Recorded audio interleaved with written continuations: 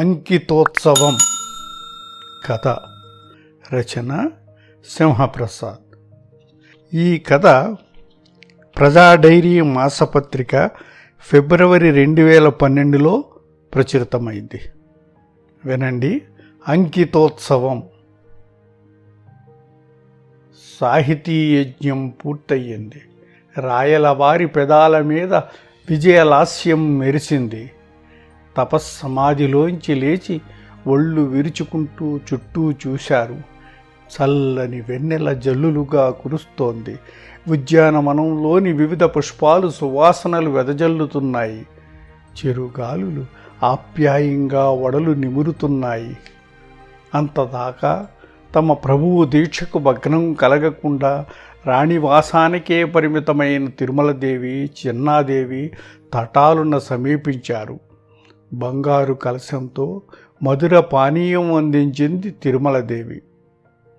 చిందరవందరగా పడి ఉన్న తాళపత్రాలను ఏరి కూర్చసాగింది చిన్నాదేవి. కావ్యరచనకు ఉపక్రమిస్తే చాలు ప్రభువులు ఋషులైపోతారు. తిరుమలదేవి మాటలకు మందహాసం చేశారు శ్రీకృష్ణదేవరాయలు. నా నృషి కురితే కావ్యం. చూపులతోనే అభినందిస్తూ చూసింది చిన్నాదేవి. చిన్నమాంబ, పరిచారికలుండగా మీకెందుకీ శ్రమ? ప్రభువుల అజరామర కీర్తిలో మమ్మల్ని భాగస్వాములు కానియండి. అవశ్యం. మీరిరువురు మా నేత్రద్వయం, అప్పాజీ మా బహిప్రాణం. మేము ఇంట గెలిచినా రచ్చ గెలిచినా మీ మువ్వురే కారకులు. అబ్బో, ప్రభుల వారి కల్పనా చమత్కృతి ఇవాళ మా మీదకు మళ్ళిందేమిటో. నగుమోముతో ఆమె వంక చూస్తూ అన్నారు. తిరుమలాంబ, మీ ఇద్దరితో కలిసే పట్టాభిషేక్తమైన సంగతి మరిచారా ఏమి? శ్రీకృష్ణ జన్మదినాన గద్దెనెక్కిన శ్రీకృష్ణదేవరాయల ప్రభువులని, వారి ప్రక్కన ఆశీలైన మా భాగ్యాన్ని మరువసాధ్యమా? అది జరిగి దశాబ్ద కాలం గడిచిన సంగతి మాకు గుర్తుంది. ఆమెని చూపులతోనే అభినందించారు రాయలు. సాహిత్య సృష్టితో అలసిన ప్రభువులు సంగీతపు అలల మీద తేలియాడి సేదదీరితే బావుంటుందేమో. రాయలు మనస్సెరిగిన చిన్నాదేవి వీణని తెచ్చిస్తూ అంది. ఆయన మోము పున్నమి సంద్రమయ్యింది. రాయలు వీణా వాదనా నిపుణుడు. విదేశీ యాత్రికులు బహూకరించే వివిధ సంగీత వాయిద్యాలను క్షణాల్లో ఆకళింపజేసుకుని సప్తరాగ రసానందంలో ఓలలాడించగల దిట్ట. రాయలు వీణను శృతి చేస్తుంటే చిన్నాదేవి కాలికి గజ్జె కట్టుకుంది.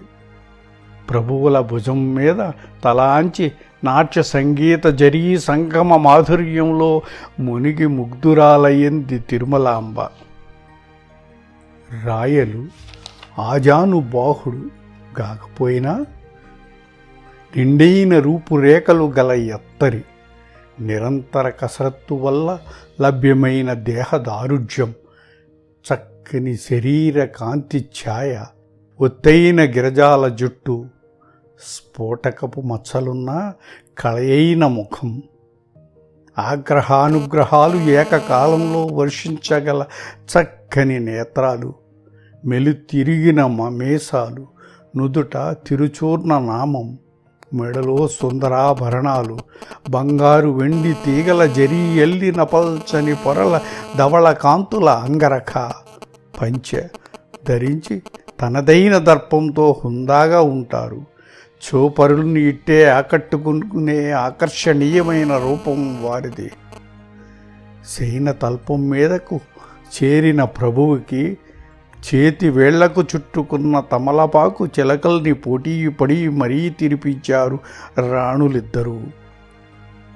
చిన్న సందేహము ప్రభు. కావ్యరచనకు మృష్టాన్న భోజనం, ప్రియదూచిక తెచ్చిన కర్పూర విడెం, హంసతూలికా తల్పం ఆదిగా కావాలని సెలవిచ్చారు పెద్దన కవివర్యులు. మరి వాటి అవసరం లేకుండానే తమరెన్నో సంస్కృత కావ్యాలు రచించారు. ఇప్పుడు తెలుగు కావ్యము పూర్తి చేశారు. ఇది పెద్దనగారు మాత్రమే నివృత్తి చేయగల సందేహమేమో. రాయలు ముసిముసి నవ్వులకు కృత్రిమ కోపం అభినయిస్తూ నల్ల త్రాచులాంటి జడతో సుతారంగా కొట్టింది తిరుమలాంబ. చిత్రం అది కాదు సోదరి, కన్నడ రాజ్య రమణ బిరుదాంకితులు తెలుగులో కావ్యరచన చేయడం విడ్డూరం కాదు. చిన్న మాంబ పలుకులకు తలపంకిస్తూ అన్నారు. చక్కని మాట. తెలుగు కన్నడములు రెండునూ మా అధికార భాషలు. మేం సంస్కృతాంధ్రాల్లో ప్రవీణులం. కన్నడ తమిళ భాషల్లోనూ చక్కని ప్రవేశముంది. అయినను తెలుగంటే అభిమానం మెండు. మధురమైన వినసొంపైన భాష తెలుగు. దేశ భాషలందు తెలుగు లెస్స. ఆనందం పట్టలేక చప్పట్లు చరిచింది తిరుమలాంబ. మా పిచ్చిగాని కవి సార్వభౌములకు పదములు కొరత. ప్రభువుల ఆంధ్ర కావ్య వస్తువు గురించి, అందులో పోయిన వినూత్న పోకడల గురించి తెలుసుకోవాలని ఉత్సుకతగా ఉంది. చిన్నమాంబ మాటలకు కవిరాజులకు అద్దేముంటుంది, వారి ఊహలకి రెక్కలు తప్ప ఎల్లలు ఉండవు కదా అంటూ మందహాసం చేసింది తిరుమలాంబ. కవియా నిరంకుశ అయినను ప్రభువులం అన్న సంగతి విస్మరించలేదు. మేం వైష్ణవులమైన శైవ వీర శైవ శాక్తేయ శాఖల్ని ఆదరించాం. దేవాలయాలనేగాక మసీదులు నిర్మించాం. మత సామరస్యానికి విజయనగర సామ్రాజ్యం పాదాభివందనం చేస్తుందన్నది ఎల్లరెరిగిన సత్యం. అయితే అందరికీ తెలిసిన గోదాదేవి కథ ద్వారా ప్రభువులు తమ దృష్టిని దృక్పథాన్ని వెల్లడించారనుకోవచ్చా? నిస్సందేహంగా విష్ణు చిత్తుని కథలో కేశిధ్వజులు కథని, మాలదాసరి వృత్తాంతాన్ని చేర్చి సమదృష్టి ప్రదర్శించాం.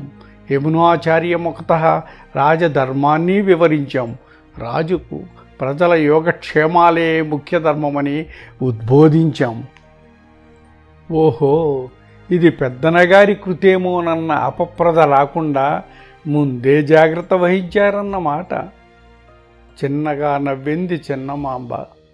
మా సంస్కృతాంధ్ర పాండిత్యం, సాహిత్య పోషకత్వం జగద్విదితం. భావి చరిత్రకారులు అంతటి నైత్యానికి పాల్పడతారనుకోను. అయినను అల్లసాని వారి ఎల్లిక జిగిబిగి అపూర్వం, అనుసరణకు అసాధ్యం కదా. బాగుగా సెలవిచ్చారు. ఆముక్త మాల్యాదేని నమ్మడంలో ఔచిత్యం ఏమిటో. తాను ముడుచుకున్న పూలదండను శ్రీ రంగనాథుడికి సమర్పిస్తుంది గోదాదేవి. ఆమె ప్రేమ స్వచ్ఛమైంది, అమలినమైంది. భగవంతునికి అదే ప్రీతికరం. ఆ సంగతి నొక్కి వక్కాణించటయే మా ఉద్దేశం. తిరుమలాంబ ఏదో చెప్పబోతుంటే, ఇంకా చాలు దేవి, రతీకేళీ సరస సమరానికి సమయమైంది అన్నారు రాయలు. సిగ్గుల మొగ్గలయ్యేరు దేవేరులు.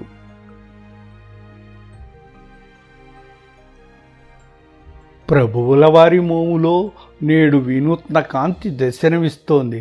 ఏదైనా జైత్రయాత్రకు పథకరచన చేశారా ప్రభు? మహామంత్రి తిమ్మరుసు సాలోచనగా చూస్తూ అడిగారు. లేదు లేదు అప్పాజీ, చేసిన యుద్ధాలు చాలు. సాళువ నరసింహరాయలు మరణ శాసనానుసారం ఉదయగిరి, రాయచూరు, కొండపల్లి తిరిగి జయించి వారికి అసలు సిసలు వారసులమయ్యాం.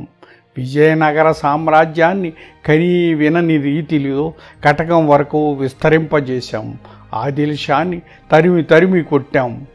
మాకిక రాజ్య విస్తరణ కాంక్ష లేదుగాక లేదు. ప్రజలకు సుపరిపాలన అందించటయే మా ధ్యేయం. వారి మనస్సులో సుస్థిర స్థాన సంపాదనే మా లక్ష్యం. శాంతి క్షేమాలే మా మార్గం.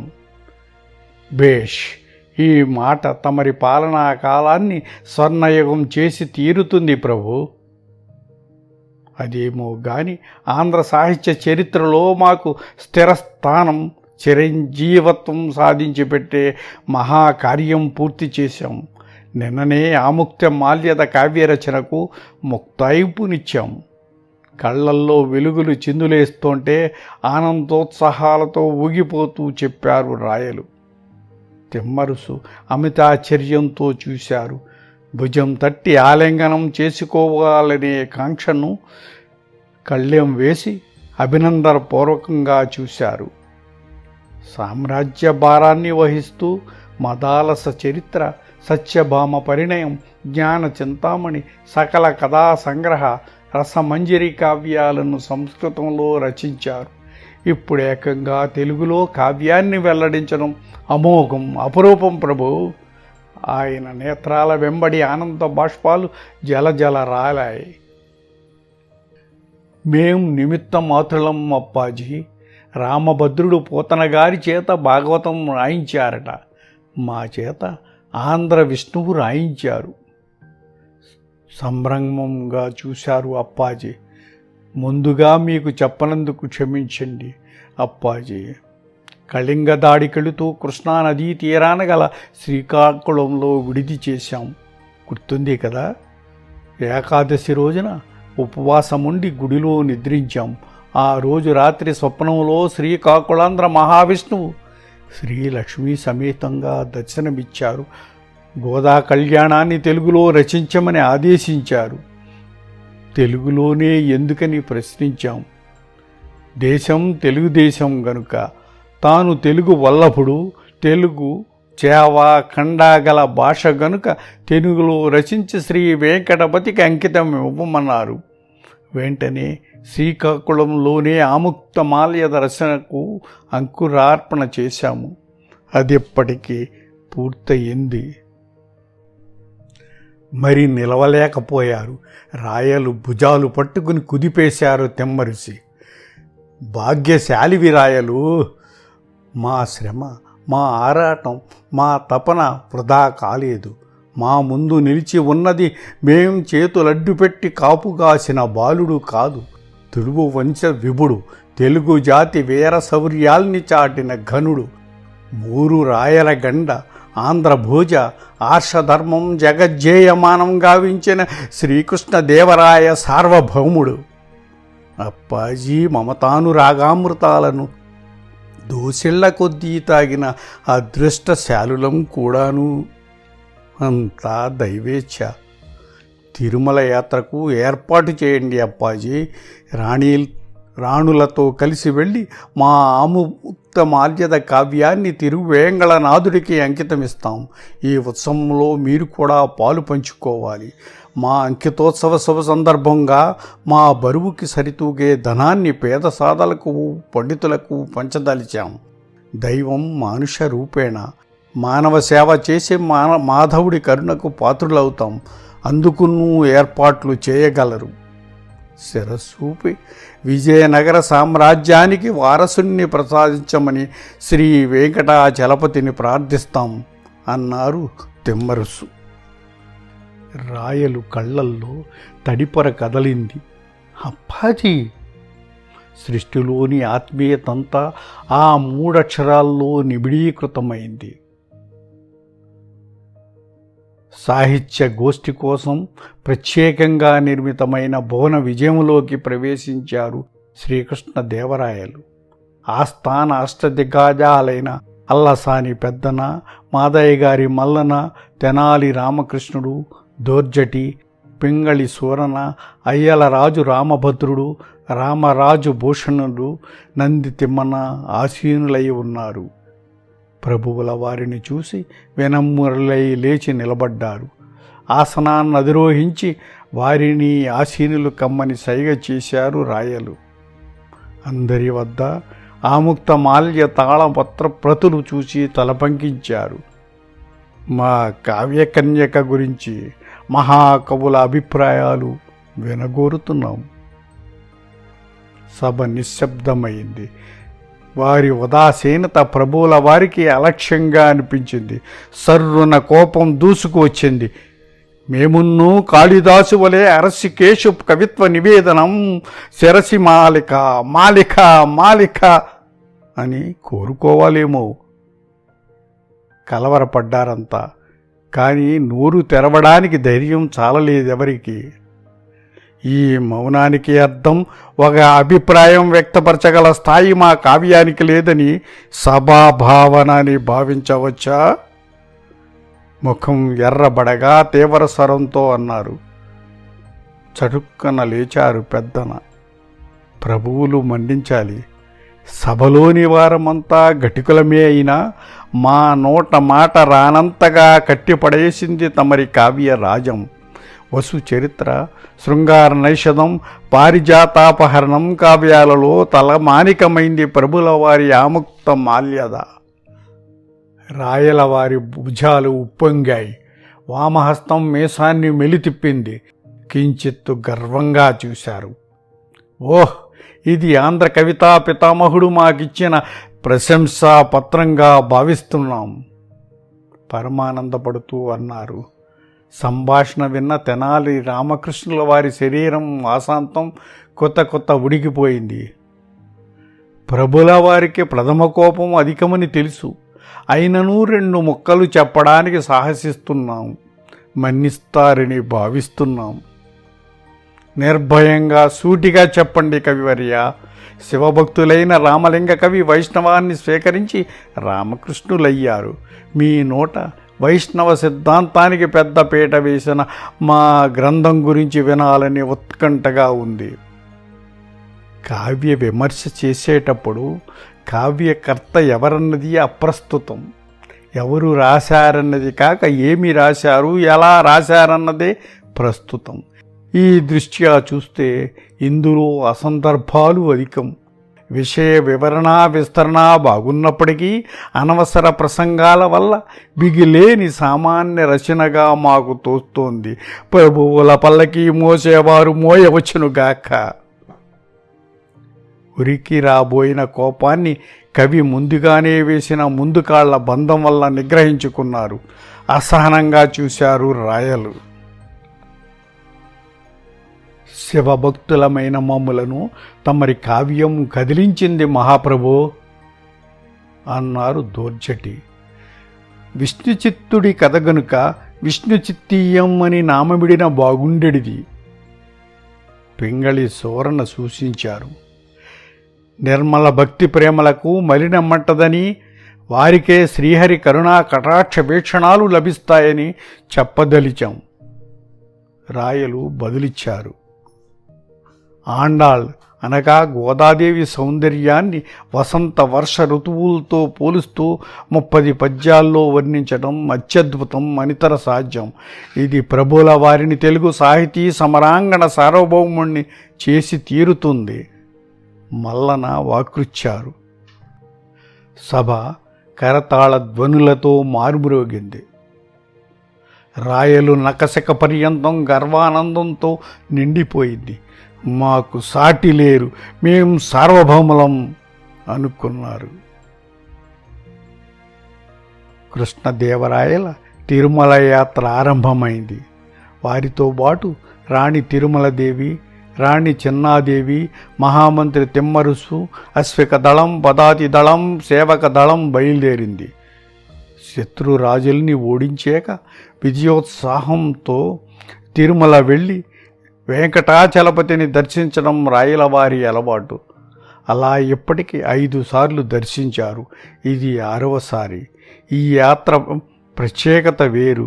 కళింగ యుద్ధానంతరం ఆముక్త మాల్యదని రచించాక అంకితోత్సవార్థం వెళుతున్నారు. మనస్సులో వారసుణ్ణిమ్మని అర్థించాలన్న బలీయమైన కోరిక ఉంది. దారి పొడవున సామంతులు, దండనాయకులు, మాండలికులు, జనులు స్వాగతం చెబుతున్నారు. జయ జయనాదాలు చేస్తున్నారు. చాలామంది ప్రభువుతో పాటు యాత్రలో పాలు పంచుకుంటున్నారు. జన ప్రవాహాన్ని చూశారా ప్రభు? మీ యాత్ర జనంలో కదలిక తీసుకొచ్చింది. భక్తిని తట్టి లేపుతోంది.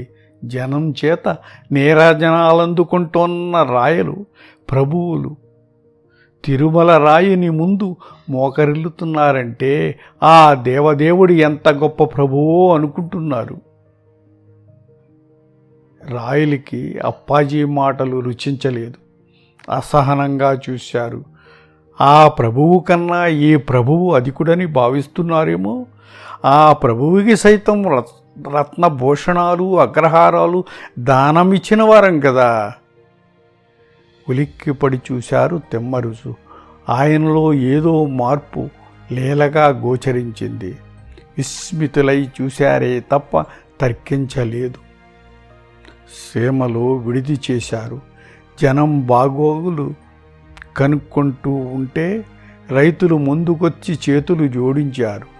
నీటి వసతి లేనందున పంటలు మాడిపోతున్నాయని రాయలుకి మొరబెట్టుకున్నారు. వెంటనే కార్యనిర్వాహకుల్ని పిలిచి చెరువులు తవ్వేందుకు ఆజ్ఞ జారీ చేశారు. బయటి సంభాషణని గుడారం లోపల ఉన్న రాణులిద్దరూ విన్నారు. మన ప్రభువుకి కాపులన్నా పాలి కాపులన్నా ప్రత్యేకాభిమానం. వారి తల్లి నాగులాదేవి కడప ప్రాంతపు కాపు పొడుచు కదా, నవ్వింది చిన్నమాంబ.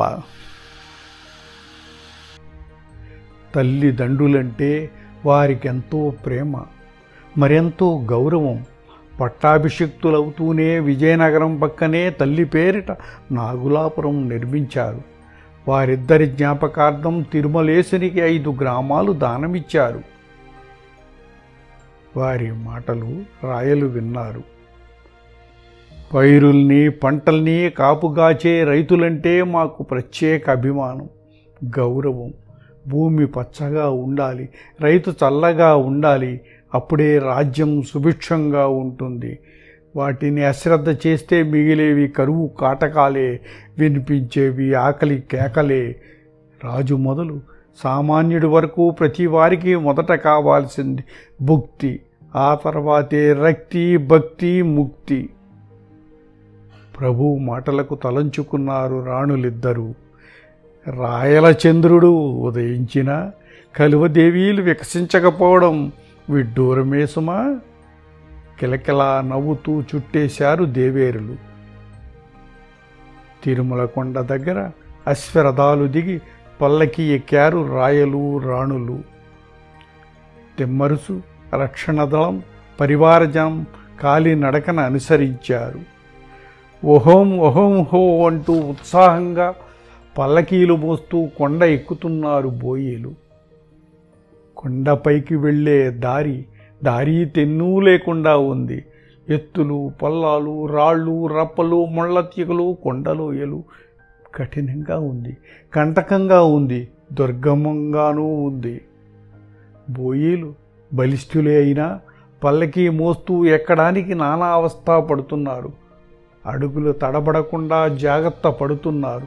శక్తినంతా కూడా తీసుకుని ఒగురుస్తూనే మోస్తున్నారు. పైకి సాగిపోతున్నారు. సప్తగిరుల సౌందర్యాన్ని చూస్తూ అలౌకికానందాన్ని పొందుతున్నారు రాయలు. ఉరుకుతోన్న లేళ్ళు, దూకుతోన్న సెలయేళ్ళు, కిచకిచమంటోన్న మర్కటాలు, పరుగులు తీస్తోన్న జంతువులు, రెక్కలు టపటపలాడిస్తోన్న పక్షులు కనువిందు చేస్తున్నాయి. ఔషధ మొక్కల మించి వీస్తోన్న గాలి మన శరీరాల్ని ఆహ్లాదపరుస్తోంది. ఉన్నట్టుండి పులి గాండ్రింపు వినిపించింది. ఎక్కడి వారక్కడే నిలిచిపోయారు. సెంచులు ముందుకొచ్చి డప్పులు మ్రోగించారు, కొమ్ము బూరలు ఊదారు. జంతువులన్నీ కకావికలై లోపలికి పారిపోయాయి. యాత్ర మళ్ళీ మొదలైంది. చలివేంద్రం దగ్గర ఆగి సేద దీరేక ఉత్సాహంగా కదిలారు. కొండ దగ్గరికి వచ్చే వరకు మహారాజుకి జయ్యన్న జనం కొండెక్కుతూ గోవిందనామం చేస్తున్నారు. రాయల వారికెంతో విసుగ్గా అసహనంగా ఉంది. నుదురు చిట్లిస్తూ బయటికి చూస్తుంటే ఒక చెట్టు కింద పండి ముసలి ఒగ్గు కనిపించింది. ఆసక్తిగా చూశారు. ఆమె చేతుల నిండా అల్ల నేరేడి పండ్లు, సగం సగం కొరుకుతోంది. తింటోందో రుచి చూస్తోందో మరి. పెనుగొండలో గడిచిన బాల్యం, ఆనాటి ఆటలు పాటలు, కోతి కొమ్మచ్చులు, రకరకాల కాయల పండ్ల రుచులు గుర్తొచ్చాయి. నోరూరింది. తను ప్రభువు అని గుర్తొచ్చి నిగ్రహించుకున్నారు. చూపులు మాత్రం మళ్లించుకోలేకపోయారు. రాయలు మనస్సెరిగినట్టు ఆ అవ్వ పరుగునొచ్చింది. చేతిలోని పళ్ళను తీసుకోమంటూ ఆయన ముందుకు చాపింది. పండ్ల వంక చూశారు. అన్నీ కొరికినవే. ఒకనాడు గజారూఢులై నగర సందర్శన చేస్తుంటే పెద్దన కవి ఎదురయ్యారు. చేయి అందించి ఆయన్ని గజం పైకి ఎక్కించుకున్నారు. అలాంటి తను పల్లకి మీద ఊరేగుతూ వెళుతుంటే చేయి చాచి మరీ అందిస్తోంది ఈ ముసల్ది. తను వంగి చేయి కింద పెట్టి దేహి అంటూ అందుకోవాలిట. ఒళ్ళు తెలియని కోపం తన్నుకు రాగా ఉగ్రంగా చూశారు. ఫో గర్జించారు. తోసిపారేయండి అవతలికి. అవ్వ భయపడిపోయింది. వణికిపోతూ దూరంగా జరిగింది. ఏం జరిగిందో అర్థం కాలేదు పల్లకి వెన్నంటి ఉన్న తిమ్మరుసికి. రాయలు వంక చిత్రంగా సంక్షేమంగా చూశారు. కొంచెం ముందుకెళ్ళాక మనస్సాగక వెనుదిరిగి చూశారు రాయలు. అవ్వ ఆయన్నే చూస్తోంది. ఆ చూపుల నిండా మూర్తీభవించిన వాత్సల్యం. కన్న తల్లి గుర్తొచ్చింది. కలవరపడ్డారు. ఎదలో అలజడి కిరణం ఉవ్వెత్తున లేచిపడింది. తనను తాను సంభాళించుకోవడానికి చాలా సమయమే పట్టింది. నిట్టూర్చి ముందు మార్గం వంక చూసిన వారల్లా తుళ్ళిపడ్డారు. అవ్వ తమ కంటే ముందు వెళుతూ చకచకా కొండ ఎక్కేస్తోంది. కళ్ళు నలుపుకుని చూశారు. ఔరా అనిపించింది. పల్లకి ఆపించి అప్పాజీని పిలిచారు. అప్పాజీ, అటు చూడండి, ఆ వృద్ధురాలు అతి సామాన్యురాలు మనకంటే వేగంగా కొండెక్కుతోంది. ఈ అంత చిత్రం. కళ్ళు చించుకుని చూశారు తెమ్మరుసు. ఎవ్వరూ కనిపించలేదు. చిన్నగా నవ్వారు. అజేయ గజ త్వరగ కాల్బలం గల చక్రవర్తి కన్నా ముందుగా ఎవరెళ్ళగలరు? తమరేదో చిత్తభ్రమకు లోనైనట్టున్నారు ప్రభు. పెదవి కొరుక్కున్నారు రాయలు. అపనమ్మకంగా చూస్తూ, అలాగంటారా? అరివేర భయంకరులమైన మాకిది నిజంగా చిత్రానుభూతే అన్నారు. చిత్తం కన్నా చిత్రమైన ప్రవృత్తి కలది వేరేదీ లేదని ప్రభువులకు తెలియంది కాదు. మౌనంగా ఉండిపోయారు రాయలు. పల్లకి నిలిచింది. కనుబొమలు ముడివేసి చూశారు. తెమ్మరుసు ముందుకొచ్చారు. మోకాళ్ల పర్వతం. పల్లకి మోస్తూ అధిరోహించడం కష్టం. ఓయేలు చెమటలు కక్కుతున్నారు ప్రభు. హుంకరిస్తూ చూశారు. వారిని మార్చండి. బోయేలు మారారు. యాత్ర కొనసాగింది. చీకటి పడుతూ ఉండగా కొండపైకి చేరుకుంది బృందం. ఆలయంలోని ధార్మిక కార్యక్రమాలు పర్యవేక్షించే అనుసంధానం తిరువేంకటజీయరు శిష్యులతో సహా వచ్చి ఆహ్వానం పలికారు. సప్తగిరీశుణ్ణి 7 సార్లు దర్శించాలనుకున్నాం, ఇది 6వసారి అన్నారు రాయలు. ప్రభువుల వారు మరెన్నో మార్లు స్వామివారిని దర్శించుకుని తరించాలి. కొండంత దేవుడికి కొండంత పత్రిని సమర్పించిన భక్తాగ్రేసరులు. కోనేటి రాయుడి సంకల్పం ఎలా ఉందో! మ్లేచ్ఛల దాడులతో పతనమైపోతున్న భక్తి భావానికి అఖండ ఊపిరి పోసిన మహాప్రభువులు మా ప్రభువులు. తిరుమల గుడిలోనే గాక కంచి, కాళహస్తి, శ్రీశైలం, సింహాచలం ఆదిగా ఎన్నెన్నో దేవాలయాల్లో విమాన గోపురాలు, మండపాలు నిర్మించారు.